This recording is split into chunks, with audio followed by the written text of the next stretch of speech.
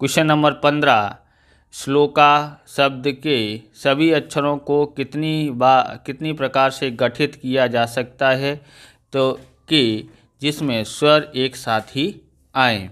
तो यहाँ पर गठित करने के लिए बोला है, यानी कि हमको क्रमचय का उपयोग करना है यहाँ पर, और लेकिन यहाँ पर बोला है स्वर एक साथ में आए। जब स्वर एक साथ में बोले तो स्वर कितने यहाँ पर 1 और 2, टोटल कितने अक्षर है 5, 6 है, 6 अक्षर है। तो लेकिन इनको एक समूह गिना जाएगा, तो इनको एक समूह गिना जाएगा तो इन 5 अक्षर इसको समझते हैं। तो यहाँ पर अगर आप स्वर है यहाँ पर देखेंगे तो ओ और ए स्वर है, बराबर। इनका एक समूह यानी इसको एक, और कितने अक्षर है बाकी के, इन दोनों को निकाल के 1 2 3 4, तो +4 रखते हैं तो कितना आ जाता है हमारे पास 5 अक्षर समझना है। ये लिखना नहीं है, आपको समझाने के लिए हमने लिखा है, बराबर। अब यहाँ पर लिखते हैं, यहाँ से आपको करना है स्वर एक साथ आए ऐसे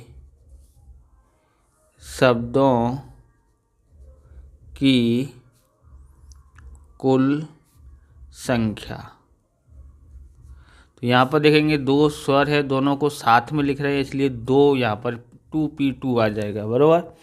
और अब हम लोग क्या करेंगे तो 5P5, बराबर। यहाँ पर तो 5 अक्षर है, 5 समूह बनाया था इसलिए 5P2 आएगा। 5P5 क्यों आया यहाँ पर, क्योंकि हमने यहाँ पर एक से जो स्वर थे उनको एक समूह माना, इसलिए 5 में से 5 को ही गठित करना है, लेकिन स्वर जो था एक साथ में आने चाहिए। इस तरह से हमने इसको यहाँ पर लिखा है। तो 2P2 कितना आता है, तो इसका आता है 2 फैक्टोरियल, और 5P5 कितना आता है 5 फैक्टोरियल। तो इसको कैसे करते हैं, 2 × 1 5 × 4 × 3 × 2 × 1, तो 5 चौक 20, 20 तिया 60, 60 दूनी 120, 120 एकन 120, 120 दूनी कितना हो जाता है 240, 240 एकन 240, तो 240 आ जाता है, बराबर। इसलिए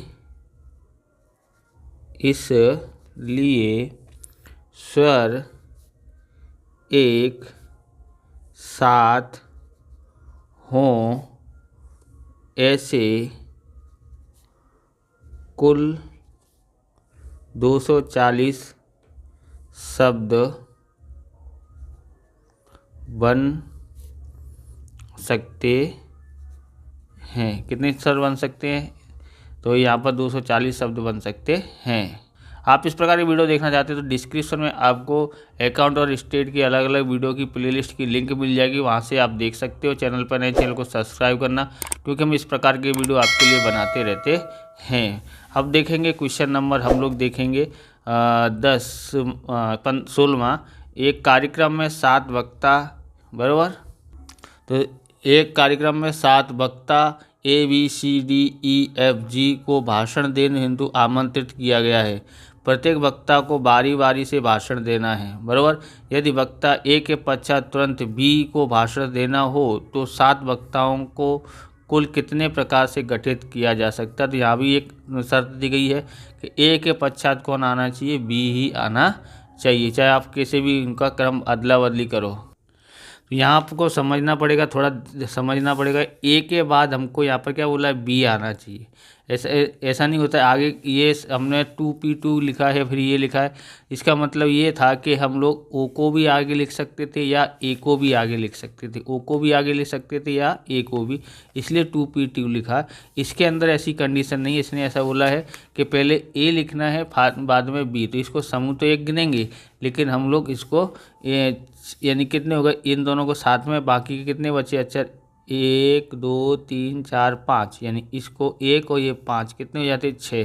तो डायरेक्ट 6 के 6 को हमको लिखना है। 6P2 6P6 लिखना है। मतलब यहाँ लिखते हैं प्रत्येक